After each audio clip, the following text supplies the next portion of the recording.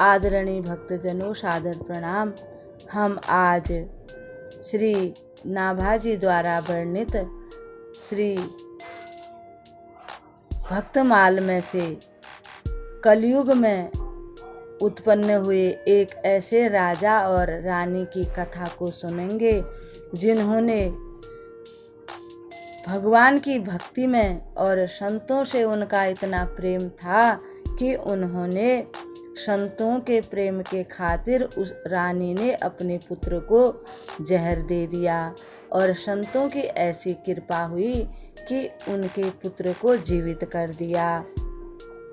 महाराष्ट्र में महीपति राव नाम के एक परम भक्त राजा हुए।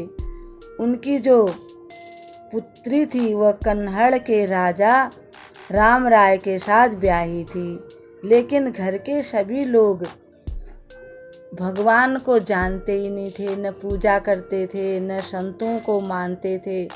वे बिल्कुल भी भगवान की भक्ति नहीं जानते थे, वे पूरी तरह से नास्तिक थे।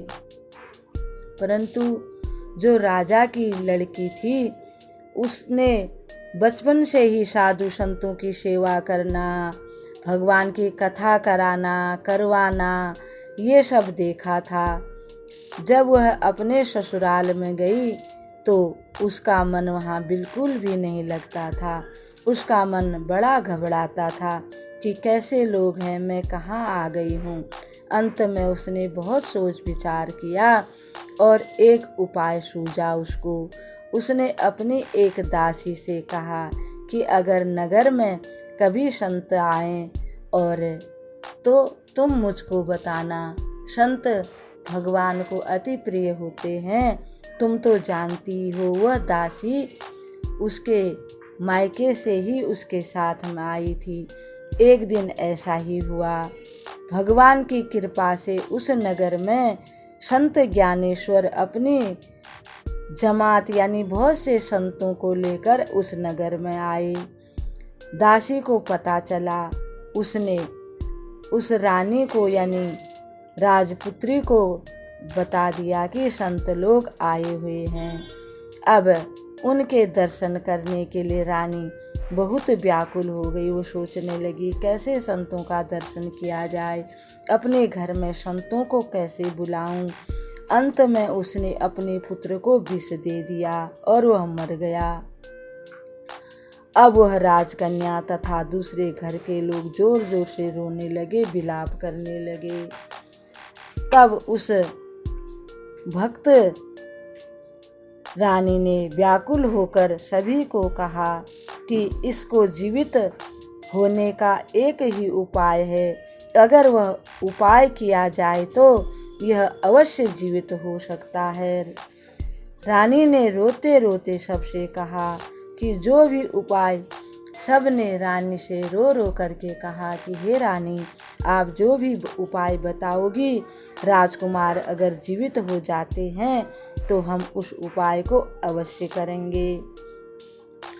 तब उसने कहा कि नगर में संत लोग आए हुए हैं, उनको घर पर बुला करके ले आओ और संतों के आशीर्वाद से यह राजकुमार अवश्य जीवित हो जाएगा।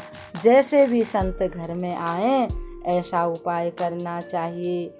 और उसने अपनी दासी को सब समझा दिया और दासी ने राजा को समझा दिया। दासी को लेकर राजा और परिवार के अन्य जन साधुओं के पास गए और उन्होंने, दासी ने कहा कि तुम पृथ्वी पर लेटकर साधु संतों को साष्टांग दंडवत प्रणाम करना। राजा ने ऐसा ही किया और उनके चरणों में साष्टांग प्रणाम किया और उनके चरण पकड़ करके राजा जोर जोर से रोने लगे। संतों ने सोचा कि ये भगवान के लिए रो रहा है, ये तो बड़ा भक्त है, साधु संतों को देख करके इसे भगवान की याद आ रही है और हमको भगवान का स्वरूप ही मानते हैं, इसलिए रो रहे हैं। संत बड़े दयालु और बड़े सीधे साधे, बड़े भोले होते हैं। आँखों से आंसू की धारा बह रही थी राजा के, परंतु उस समय ऐसा लग रहा था मानो ये संत प्रेमवश रो रहे हैं। सहज विश्वासी उन संतों ने भी विश्वास किया कि ये लोग प्रेम से रुदन कर रहे हैं। राजा ने प्रार्थना की कि प्रभु मेरे घर पर पधार कर मेरे घर को पवित्र कीजिए। राजा की विनती स्वीकार कर संत जन प्रसन्नता पूर्वक राजा के साथ उनके घर में आए। दासी ने आगे आकर भक्त रानी को साधुओं के शुभ आगमन की सूचना दे दी। वह रानी अपने दरवाजे से बाहर आकर खड़ी हो गई। संतों का आदर सत्कार करने के लिए देखते ही वह उनके चरणों में गिर पड़ी और प्रेमवश गदगद हो गई। आंखों में से आंसू भरकर धीरे से बोली, आप लोग मेरे पिता माता को जानते ही होंगे क्योंकि वे बड़े संत सेवी हैं। आप लोगों का दर्शन पाकर आज ऐसा मन में आता है कि अपने प्राणों को आपके चरणों में न्योछावर कर दूं। उस भक्त रानी की अति विशेष प्रीति देखकर संत जन अति प्रसन्न हो गए और बोले कि तुमने जो प्रतिज्ञा की है वह पूरी होगी। रानी चाहती थी कि सभी लोग भगवान के भक्त हो जाएं, साधु संतों की सेवा करें।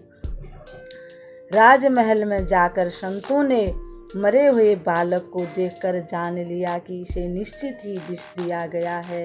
उन्होंने भगवान का चरणामृत उसके मुख में डाला और मंत्र बोला, अकाल मृत्यु हरणम सर्व व्याधि नाशनम विष्णु पादोदकम पीत्वा शिरसा धारयाम्यहम्। इस प्रकार से जब मंत्र के द्वारा उन्होंने उस बालक के मुंह में भगवान के को सुमिरन करके चरणामृत डाला, वह तुरंत जीवित हो गया।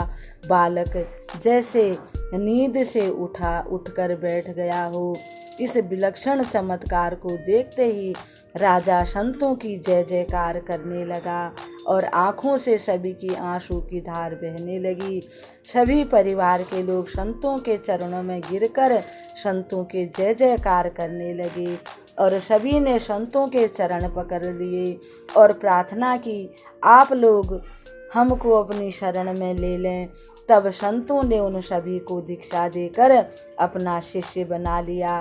वे सब वैष्णव बनकर संतों के ऐसे ही प्रेम सेवा आरंभ कर दी, जिसे देखकर लोग प्रेम विभोर हो गए। धन्य है संत लोग, धन्य संत जहाँ जहाँ फिरें तहाँ तहाँ करत निहाल।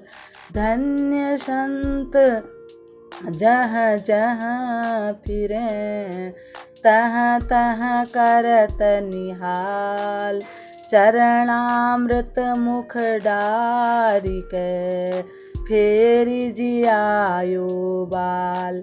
नाभाजी वर्णन करते हैं कि चरणामृत मुख डारी के फेरी जियायो बाल, फेरी जियायो बाल।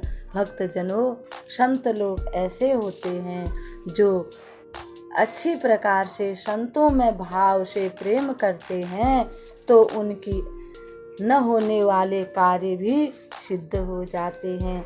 इस प्रकार इन भक्तों की, इन संतों की कथा को यहीं विराम देते हुए हम आपको प्रणाम करते हैं। कल भगवान के एक और भक्त की कथा के साथ आपके सामने उपस्थित होंगे। तब तक के लिए हम आपको प्रणाम करते हैं। सर्वे भवन्तु सुखिनः, सर्वे सन्तु निरामया, सर्वे भद्राणि पश्यन्तु, मा कश्चिद् दुःख भाग् भवेत्, मा कश्चिद् दुःख भाग् भवेत्।